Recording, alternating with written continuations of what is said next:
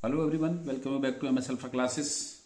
तो आज के इस वीडियो में हम डिस्कस करेंगे क्लास 10th मैथ्स के चैप्टर 9 से रिलेटेड कुछ इंपॉर्टेंट क्वेश्चन जो या तो प्रीवियस ईयर के बोर्ड एग्जामिनेशन में आए हुए हैं या फिर ऐसे इंपॉर्टेंट क्वेश्चन जो बोर्ड एग्जामिनेशन में आने की उनकी प्रोबेबिलिटी है। तो उस सीरीज में आज हम 9th चैप्टर का क्वेश्चन नंबर 4 और 5 डिस्कस करेंगे। 1, 2, 3 हम ऑलरेडी सेपरेट वीडियो में डिस्कस कर चुके हैं अदर देन एनसीईआरटी। तो क्वेश्चन नंबर 4 है, 2 men on either side of a 75-meter high building and in line with base of the building observe the angle of elevation of the top of the building is 30 degree and 60 degree. Find the distance between the two men. तो इस information के basis पर पहले हम एक figure draw करेंगे और उस फिगर की हेल्प से फिर हम क्वेश्चन का सॉल्यूशन फाइंड करेंगे।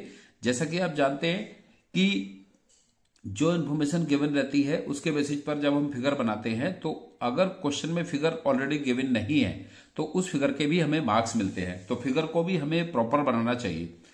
तो अभी यहां पर हम समझते हैं इस क्वेश्चन में कि जो सिचुएशन गिवन है ये टीबी यहां पर एक हाई बिल्डिंग है जिसके दोनों साइड में, इसके बेस की लाइन में दोनों साइड में 2 मैन स्टैंडिंग है ऑन द आइदर साइड, एक इधर और एक इधर। तो इधर वाला जो मैन है ए, यहां से इस बिल्डिंग के टॉप का एंगल ऑफ एलिवेशन 30 डिग्री बनता है और यहां से ये दूसरा मैन दूसरी साइड में है सी, वहां से एंगल ऑफ एलिवेशन इस बिल्डिंग का 60 डिग्री बनता है। और हमें यहां पर इन दोनों मैन के जो आइदर साइड में है बिल्डिंग के, इनके बीच का डिस्टेंस फाइंड करना है। हमें फाइंड करना है A B plus B C जो कि ए सी है, ए सी फाइंड करना है यहां पर। तो करते हैं स्टार्ट इसको। तो पहले हम in triangle A B T में लेंगे, in right triangle A B T, in right triangle A B T. तो जैसा कि इसमें फिगर में गिवन है ये एंगल ऑफ एलिवेशन इसका 30 डिग्री है। इसकी जो अपोजिट साइड है, एंगल की अपोजिट साइड जो कि परपेंडिकुलर होती है राइट एंगल ट्रायंगल में, इसका परपेंडिकुलर गिवन है 75 मीटर और हमें इसका बेस फाइंड करना है। तो हम यहां पर रिलेशन यूज करेंगे परपेंडिकुलर अपॉन बेस जो tan थीटा में होता है। तो इन right triangle ABT tan theta, theta की वैल्यू 30 डिग्री है, tan 30 इक्वल्स टू tan 30 के लिए परपेंडिकुलर टीबी है, टीबी अपॉन इसका बेस AB। tan 30 की वैल्यू होती है 1/√3 इक्वल्स टू टीबी गिवन है 75 मीटर अपॉन, और ए बी हमें फाइंड करना है। तो ए बी को हम एज इट इज रहने देते हैं। अब क्रॉस मल्टीप्लाई करेंगे इसका, तो ए बी इंटू 1 यहां से आएगा A B equals to √3 into 75 √3 metre. ये ए बी का डिस्टेंस आ गया। इसी तरह से हम फाइंड कर लेंगे इन ट्रायंगल सीबीटी में, इन राइट ट्रायंगल सीबीटी, इन राइट ट्रायंगल सीबीटी, इसमें भी इसका एंगल ऑफ एलिवेशन 60 डिग्री है जिसकी अपोजिट साइड टीबी 75 है जो परपेंडिकुलर है इसका, और इसकी इंक्लूडिंग साइड बीसी हमें फाइंड करनी है। तो यहां पर भी हम tan अप्लाई करेंगे। तो tan 60 डिग्री इक्वल्स टू, इसके लिए परपेंडिकुलर होगा टीबी अपॉन बेस होगा इसके लिए बीसी।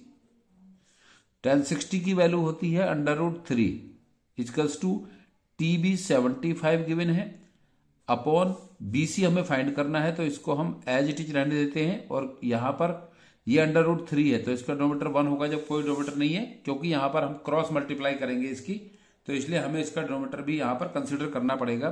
तो बीसी इंटू √3, तो यहां से आएगा बीसी √3 इक्वल्स टू 75 इंटू 1 75, और ये हो जाएगा बीसी √3 इक्वल्स टू 75। तो यहां से होगा ये BC equals to 75 upon √3, 75 upon √3। अब क्योंकि हमें फाइंड करना है A B plus BC find करना है यहां से हमें, तो distance between 2 man, distance between two man AC equals to AB plus BC। AB की डिस्टेंस गिवन है 75 √3 प्लस BC की डिस्टेंस गिवन है 75 अपॉन √3। अब यहां पर हम इन दोनों के डिनोमिनेटर सेम करेंगे। पहले इसका डिनोमिनेटर √3 है और इसका डिनोमिनेटर 1 है, तो ये हो जाएगा इसका एलसीएम आएगा √3 और इधर होगा 75 इंटू √3 है और इसकी जब √3 से मल्टीप्लाई करेंगे तो 75 इंटू 3 हो जाएगा 75 इंटू 3 प्लस 75। तो यहां से फिर AC की वैल्यू आएगी AC इक्वल्स टू 75 3 या 3 5 या 15 1 कैरी 3 7 या 21 और 1 22 plus 75 upon √3 equals to 225 plus 75 होगा 300 अपॉन √3। अब क्या करेंगे, यहां पर हम इसको रेशनलाइज कर देंगे। √3 डिनोमिनेटर में है तो √3 से न्यूमरेटर में और डिनोमिनेटर में मल्टीप्लाई करेंगे तो न्यूमरेटर में आ जाएगा 300 √3 अपॉन डिनोमिनेटर में आ जाएगा √3 इंटू √3 3 और 3 से 300 कैंसिल होगा 100 टाइम, तो ये होगा 100 √3 मीटर। जो दोनों मैन के बीच का डिस्टेंस होगा ये होगा 100 √3 मीटर। अब इसके बाद नेक्स्ट क्वेश्चन है क्वेश्चन नंबर 5। क्वेश्चन नंबर 5 में है a man standing on the deck of a ship which is 10 metre above water level observe the angle of elevation of the top of a hill is 60 degree and the angle of depression of the base of the hill is 30 degree. Find the distance of the hill from the ship and the height of the hill. तो इस information के basis पर पहले हम figure draw करेंगे। Suppose AB एक ship है, जो AB है ये एक शिप है और इस शिप की A जो है ये डैक है, जो उसकी ऊपर होती है टॉप उसकी ये डैक है।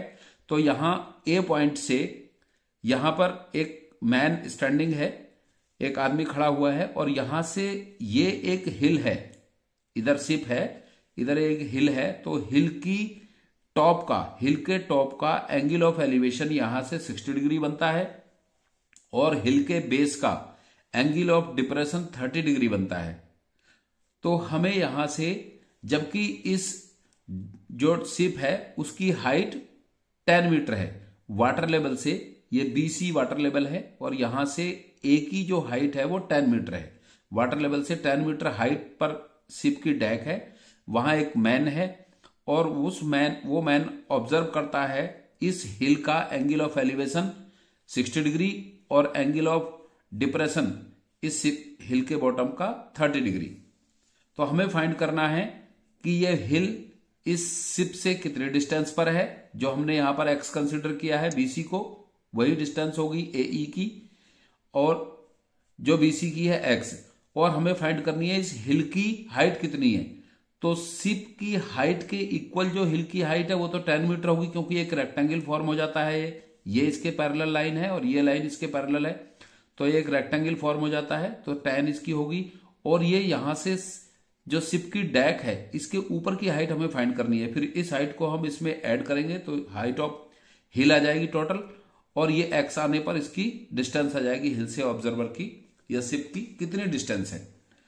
तो पहले हम इसमें फाइंड करेंगे in triangle ADE, in right triangle ADE। Figure जरूर बनाना है क्योंकि फिगर के भी मार्क्स हैं और फिगर की हेल्प से हमारा क्वेश्चन भी बहुत इजी हो जाता है, तो और इसको सॉल्व करने में बहुत हेल्प मिलती है फिगर से। और जो हम यहां मेंशन करते हैं क्वेश्चन में, तो उसका एक जो सपोर्टिव सॉल्यूशन होता है फिगर में भी होता है, कि हमें सब कुछ यहां लिखने की आवश्यकता नहीं होती फिर कि हम उसकी शिप की हाइट भी लिखेंगे, हिल की हाइट भी लिखेंगे, ये सब चीज लिखने की आवश्यकता नहीं होती है अगर फिगर सामने बनी होती है तो इन राइट ट्रायंगल ADE। अब इसका एंगल ऑफ एलिवेशन 60 डिग्री है यहां पर A, तो इसकी अपोजिट साइड, इसका एंगल की अपोजिट साइड परपेंडिकुलर होती है, इंक्लूडिंग साइड बेस होती है। तो यहां पर भी हम tan एंगल का यूज करेंगे, तो tan 60 degree tan 60 degree equals to perpendicular इसका क्या होगा, tan, क्योंकि tan परपेंडिकुलर अपॉन बेस होता है, DE अपॉन बेस होगा AE बेस होगा इसका। तो tan 60 की वैल्यू होती है √3 इक्वल्स टू DE हमने यहां पर कंसीडर किया है H अपॉन, और जो इसका बेस है AE, क्योंकि AE बेस BC के इक्वल होगा, ये एक रेक्टेंगल है, AE BC के इक्वल होगा, और क्योंकि BC हमने X कंसीडर किया है तो AE भी X होगा। हम यहां पर इसको शो कर सकते हैं AE equals to BC equals to X, इस तरह से। तो फिर अब यहां पर क्रॉस मल्टीप्लाई करेंगे तो H इक्वल्स टू आ जाएगा X √3, और इसको हम इक्वेशन 1 कंसीडर कर लेंगे। H की वैल्यू कितनी आ गई, X √3। अब हम यहां पर, क्योंकि ये इसका एंगल ऑफ डिप्रेशन 30 डिग्री है और ये एक रेक्टेंगल बन जाता है, तो ये AC इसकी ट्रांसवर्सल लाइन होगी, और ये अगर एंगल 30 डिग्री है तो ये एंगल भी 30 डिग्री होगा, क्योंकि ये इसका ऑल्टरनेट इंटीरियर एंगल है, ये इसका ऑल्टरनेट इंटीरियर एंगल है। Angle EAC, angle EAC, angle EAC equals to angle ACB, angle ACB। Reason क्या है, AE पैरेलल BC है, AE पैरेलल BC है, और AC ट्रांसवर्सल है। सो ये दोनों एंगल इक्वल होंगे, और अगर ये एंगल 30 है, इसका EAC 30 है, तो ये भी एंगल कितना होगा, 30 डिग्री होगा। इंटीरियर ऑल्टरनेट एंगल है, इसलिए ये 30 डिग्री होगा। तो यहां पर अब हम इस ट्रायंगल में फाइंड करेंगे, क्योंकि x की वैल्यू फाइंड करनी है, तो इन ट्रायंगल ABC, ये राइट एंगल होगा, इन राइट ट्रायंगल ABC, इन राइट ट्रायंगल ABC। अब यहां पर भी क्योंकि इसका ये परपेंडिकुलर 30 डिग्री के सामने इसका परपेंडिकुलर गिवन है और ये इसका बेस गिवन है, तो यहां पर भी tan यूज करेंगे हम, तो tan 30 degree equals to AB upon BC। tan 30 की वैल्यू होती है 1/√3, और AB की वैल्यू गिवन है 10 अपॉन, और BC की वैल्यू गिवन है X। तो जब क्रॉस मल्टीप्लाई करेंगे यहां पर X इंटू 1 X होगा, और इसका टू 10 इंटू √3 10 √3 होगा। अब इस वैल्यू को, X की वैल्यू को हम इक्वेशन 1 में पुट करेंगे, पुट